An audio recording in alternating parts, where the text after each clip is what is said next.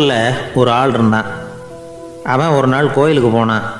கடவுள்கிட்ட வேண்டிக்கிட்டான், எனக்கு ஒரு 1,00,000 நீ கொடுத்தா நான் உன் சன்னதியில் ஒரு தேங்காய் உடைக்கிறேன் அப்படின்னு வேண்டிக்கிட்டான்.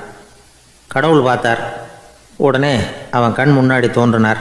இந்தா நீ கேட்ட 1,00,000 அப்படின்னு சொல்லி அவன் கையில் பணத்தை கொடுத்துட்டு மறைஞ்சிட்டார். இவனால் நம்பவே முடியல. இவ்வளவு சுலபமாக கிடைக்கும்னு தெரிஞ்சிருந்தா அனாவசியமாக ஒரு தேங்காய் உடைக்கிறேன்னு வேண்டியிருக்க வேண்டியது இல்லையே அப்படின்னு நினச்சான். பக்கத்தில் ஒரு கடைக்கு போனான். ஒரு தேங்காயை கையில் எடுத்தான். இது என்ன விலைன்னு கேட்டான். 5 ரூபான்னார் கடையில் இருந்தவர். அதிகமாக இருக்குதே விலைன்னா. அப்படின்னா ஒன்று செய்யுங்க, அடுத்த ஊருக்கு போங்க, அங்கே தென்னந்தோப்பு அதிகம், அதனால் அங்கே இதை விட குறைஞ்ச விலைக்கு கிடைக்கும் அப்படின்னார். சரின்னு அடுத்த ஊருக்கு கிளம்புனான். அங்கே போய் விசாரித்தான். 3 ரூபாய் விலைன்னாங்க. இதுவும் அதிகமாக தெரியுதேன்னா. அப்படின்னா ஒன்று செய்ய, அதோ அந்த ஆற்று ஓரமாக ஒரு தென்னை மரம் இருக்குது பார், அதில் நீயே ஏறி பறிச்சுக்கோ, ஒரு தேங்காய்க்கு 1 ரூபா கொடுத்தா போதும் அப்படின்னார் அந்த தோப்புக்கு சொந்தக்காரரு. இவனுக்கு மரம் ஏற தெரியாது, இருந்தாலும் ஆசை யாரை விட்டுது, விலை சல்லிசாக இருக்குதே. ஆற்று ஓரம் போனால் தட்டு தடுமாறி அந்த மரத்தில் ஏறினா. அந்த கடவுள் கொடுத்த 1,00,000 மடியில் வச்சு இறுக்கி கட்டிக்கிட்டான்.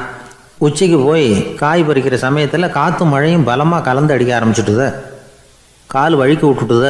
இவன் சடார்னு ஒரு தென்னை மட்டையை பிடிச்சிக்கிட்டு தொங்க ஆரம்பிச்சிட்டான். கீழே பயங்கரமான வெள்ளம். மடியில் 1,00,000 பணம். என்ன செய்கிறதுன்னு தவிக்கிறான். இந்த சமயம் கரையில் ஒரு யானை பாகன் யானையை குளிப்பாட்டிக்கிட்டு இருக்கிறான். அது அவன் கண்ணில் பட்டுது. ஐயா ஒரு உதவின்னு கத்துனான். அவன் யானையை மெதுவாக இங்கே அழைச்சிட்டு வா, எனக்கு நேராக கீழே நிறுத்து, என் காலை பிடிச்சி மெதுவாக கீழே இறக்கி விட்டுரு, என் மடியில் இருக்கிற பணத்தில் உனக்கு 10,000 தரேன் அப்படின்னா. யானையை கொண்டுட்டு போனான். அவனுக்கு நேராக கீழே நிறுத்தினான். அவன் காலை பிடிச்சான். அவ்வளவுதான். அந்த நேரம் பார்த்து யானை மெதுவாக நடந்து அப்பால் போட்டுது. இப்போ யானை பாகன் அவன் காலை கெட்டியாக பிடிச்சிக்கிட்டு தொங்குறான். பரிதாபமாக மேலே பார்க்குறான். அவன் மட்டையை பிடிச்சிக்கிட்டு தொங்குறான். இப்போ யானை பாகன் சொல்கிறான், தம்பி மட்டையை விட்டுறாத, கெட்டியாக பிடிச்சிக்கோ, நான் உனக்கு 10,000 தரேன், இதோ மடியில் தான் வச்சுருக்கேன்னா. மேலே தொங்குறவனுக்கு இந்த நிலைமையிலேயும் ஒரு சந்தோஷம், மேற்கொண்டு ஒரு 10,000 நமக்கு கிடைக்கும் போல இருக்கே அப்படின்னு. இந்த சமயத்தில் ஒருத்தன் ஒட்டகத்தை ஓட்டிகிட்டு வந்தான். அந்த பக்கமாக குளிப்பாட்டுறதுக்கு வந்தான்.